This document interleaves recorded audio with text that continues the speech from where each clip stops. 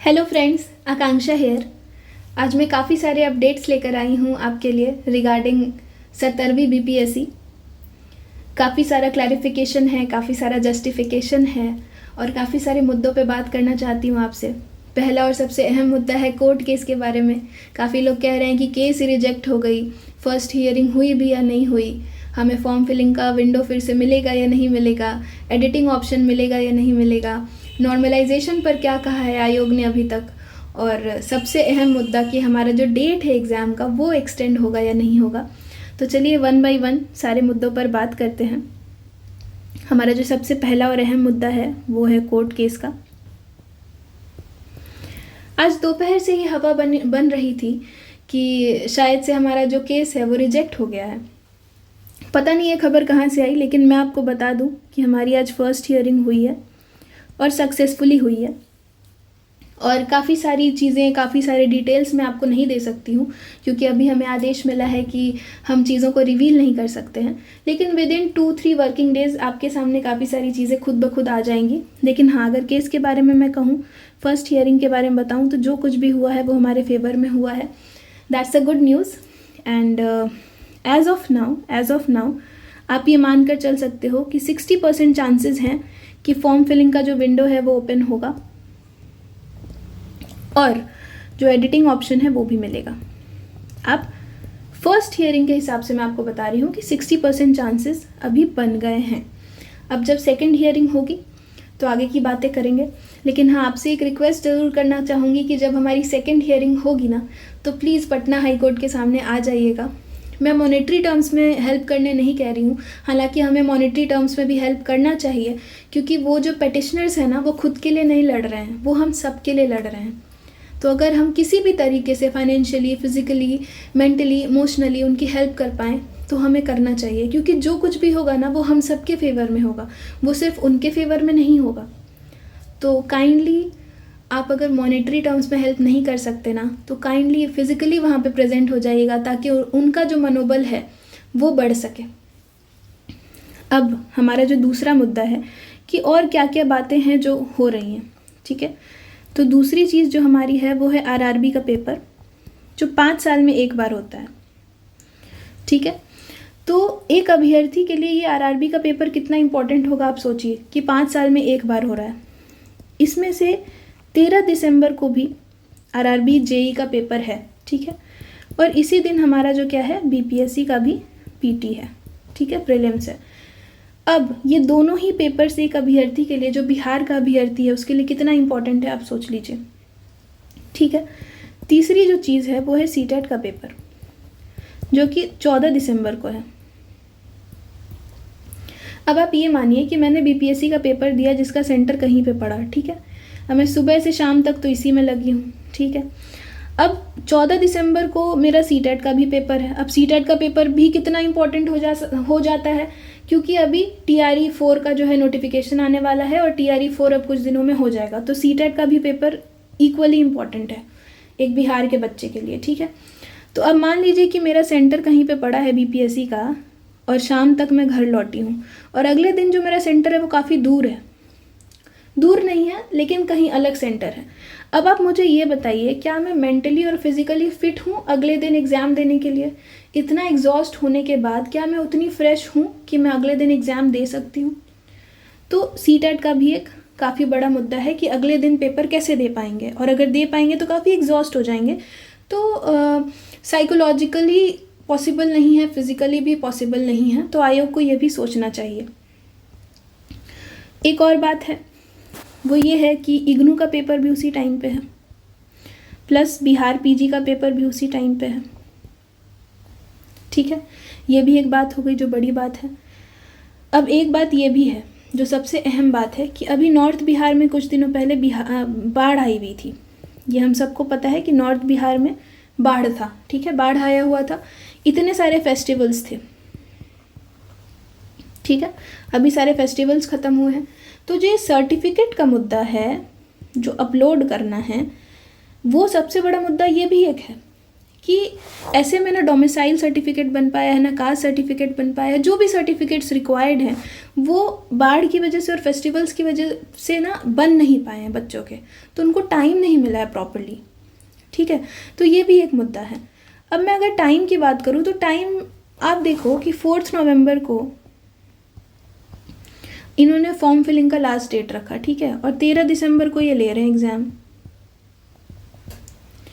ठीक है भाई, 1.5 महीने का टाइम है।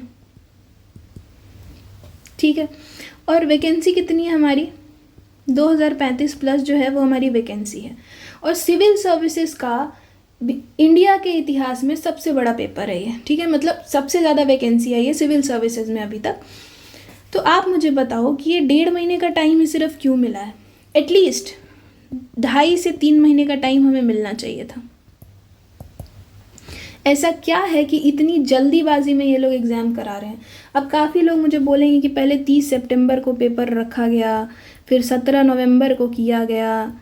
तो यार देखो, जो भी किया गया वो किया गया, लेकिन ये देखो ना, फॉर्म फिलिंग से लेकर के एग्ज़ाम तक कितना टाइम मिल रहा है तुम्हें, है ना। जब तक नोटिफिकेशन नहीं आता है, फॉर्म फिलिंग का डेट नहीं आता, तब तक भी बच्चे रिलैक्स रहते हैं, मैं सच बता रही हूँ। लेकिन उसके बाद काफ़ी ज़्यादा ना बच्चे सीरियस हो जाते हैं। जब आपका नोटिफिकेशन आ जाता है, फॉर्म फिलिंग का डेट पता चल जाता है, तो बच्चे सीरियस हो जाते हैं। आप देख लो, आप यूपीएससी का देख लो, आप किसी भी सिविल सर्विसेज का पेपर देख लो कि कितना टाइम मिलता है आपको फॉर्म फिलिंग से लेकर पीटी में। ठीक है, मुझे लगता है यूपीएससी का जो फॉर्म फिलिंग का डेट था ना इस बार का, वो मार्च में था, 5 March, I am not sure, but इसी टाइम पे था। और जो पीटी हुआ था ना उनका जून में हुआ था, 15 या 16 जून को उनका पीटी हुआ है। तो आप खुद देख लो ना कि कितना डिफरेंस है। और मुझे लगता है कि 1000 कुछ वैकेंसीज़ थी, 1050 मान लो, इतनी वैकेंसीज़ थी यूपीएससी की। तो जब एक नेशनल लेवल का एग्ज़ाम, यूपीएससी का एग्ज़ाम इतना टाइम दे रहा है, तो मुझे ऐसा लगता है कि स्टेट लेवल में भी हमें टाइम मिलना चाहिए। ऐसा क्या है 13 दिसंबर को ही पेपर लेना इतना इम्पोर्टेंट क्यों है इनके लिए, है ना। ये भी सोचने वाली बात है। और एक बात और जो मैं बहुत क्लियरली यहाँ बोलना चाहती हूँ कि ये आयोग और काफ़ी लोग ये कह रहे हैं कि जो बच्चे हैं ना, जो 80,000 बच्चे हैं जिन्होंने फॉर्म लास्ट में भरने की कोशिश की, वो सीरियस ही नहीं थे। तो दोस्तों, अगर वो सीरियस नहीं होते ना, तो अभी वो कोर्ट नहीं गए होते, उन्होंने कोर्ट का दरवाज़ा नहीं खटखटाया होता। ठीक है, अगर 4 नवंबर तक फॉर्म फिलिंग का डेट दिया गया है ना, हमें दिया गया था, तो मेरा हक बनता है कि मैं फॉर्म फिल कर सकूं। ठीक है, अगर मैं एलिजिबिलिटी क्राइटेरिया को फुलफ़िल कर रही हूँ यूपीएससी का, बीपीएससी का, तो मैं सीरियस हूँ या नहीं हूँ, इससे कोई फ़र्क नहीं पड़ता। ये कोई एलिजिबिलिटी क्राइटेरिया नहीं है कि आपको एग्ज़ाम देने के लिए सीरियस होना पड़ेगा। एंड आप डिसाइड कैसे करोगे कि मैं सीरियस हूँ या नहीं हूँ? 4 नवंबर तक मेरा पूरा हक था कि मैं फॉर्म फिल कर सकती हूँ, और हर बच्चे का हक था कि वो फॉर्म फिल कर सकता है, वो सीरियस हो या ना हो। ठीक है, और अगर वो सीरियस नहीं होते ना, तो अभी कोर्ट में नहीं होते। तो बस बात इतनी ही सी थी। और हाँ, एक मुद्दा रह गया नॉर्मलाइजेशन का। तो फ्रेंड्स, इस पे अभी आयोग ने कुछ नहीं कहा है, इस पे आयोग ने अभी चुप्पी साध के रखी है। और मुझे ऐसा लगता है कि यूपी में जो हुआ है ना, यूपी पीसीएस के एग्ज़ाम में, मुझे नहीं लगता है कि बीपीएससी अब नॉर्मलाइजेशन लागू करेगी 70th बीपीएससी में, मुझे ऐसा नहीं लगता। अगर ये करेंगे भी तो 71st बीपीएससी में करेंगे अगली बार, अभी नहीं करेंगे, मुझे ऐसा लगता है एज ऑफ नाउ। अभी इसके रिगार्डिंग कोई अपडेट नहीं है, तो अभी मैं कुछ नहीं कह सकती। और हाँ, एक और मुद्दा कि डेट एक्सटेंड होगा कि नहीं होगा एग्ज़ाम का, 13 दिसंबर को ही होगा या फिर एक्सटेंड होगा। तो अगर फ्रेंड्स कोर्ट का जो वर्डिक्ट है वो हमारे फेवर में आता है, अगर फॉर्म फिलिंग का डेट आगे बढ़ता है, अगर एडिटिंग का ऑप्शन हमें मिलता है, तो 13 दिसंबर को एग्ज़ाम फिर नहीं होगा। ठीक है, और ये जो क्लैशेस भी हो रहे हैं ना 2 एग्ज़ाम्स के बीच में, इसकी वजह से भी 13 दिसंबर को एग्ज़ाम नहीं होगा, काफ़ी कम पॉसिबिलिटी है। अब तो आप मान के चलो कि पॉसिबिलिटी है ही नहीं कि 13 दिसंबर को पेपर होने वाला है, फॉर श्योर डेट एक्सटेंड होगा। आज मैंने भी काफ़ी सारे जर्नलिस्ट से बात करी है, और 1-2 दिन में आपको देखने को मिल जाएगा, ठीक है, कि हम क्या कर रहे हैं क्या नहीं कर रहे हैं।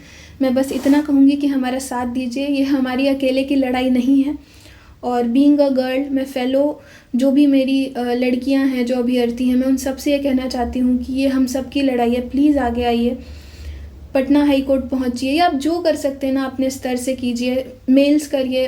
वैसे मेल करने से कोई फ़ायदा तो हो नहीं रहा है, फिर भी मेल्स या ट्वीट करते रहिए।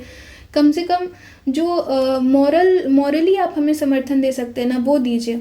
और बाकी मैं सभी को, लड़कियां हों या लड़के हों, मैं सबसे रिक्वेस्ट करती हूँ कि आगे आइए, और अगर प्रोटेस्ट करना पड़े तो प्रोटेस्ट का भाग ज़रूर बनिए, उसमें पार्टिसिपेट ज़रूर करिए, क्योंकि ये हम सभी की अकेले की लड़ाई नहीं है, ये इंडिविजुअल लड़ाई नहीं है, ये सबके लिए है।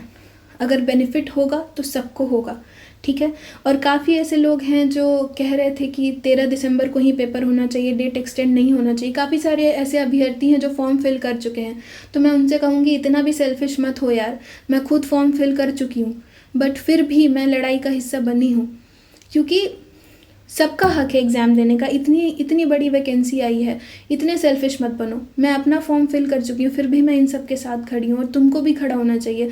अगर तुम सच में सिविल सर्विसेज की तैयारी कर रहे हो, इतने सीरियस एस्पिरेंट हो ना, तो तुम्हें बिल्कुल सबके साथ खड़ा होना चाहिए। इतने सेल्फिश मत बनो। अगर तुम 13 दिसंबर को अच्छे से पेपर दे सकते हो ना, तो 1 महीने अगर डेट एक्सटेंड हो जाएगा तब भी तुम अच्छे से पेपर दे पाओगे। लेकिन जिनका पेपर छूट जाएगा ना, उन्हें 1 साल इंतज़ार करना पड़ेगा, 1 साल की मेहनत भी बर्बाद होगी।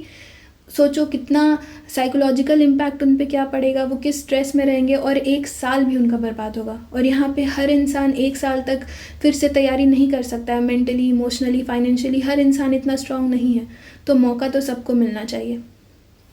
इसी के साथ मैं अपनी वाणी को विराम देना चाहूँगी। All the very best, please keep on praying, सब लोग प्रे करिए, और मैं आशा करती हूँ कि जो कुछ भी होगा हमारे फेवर में होगा।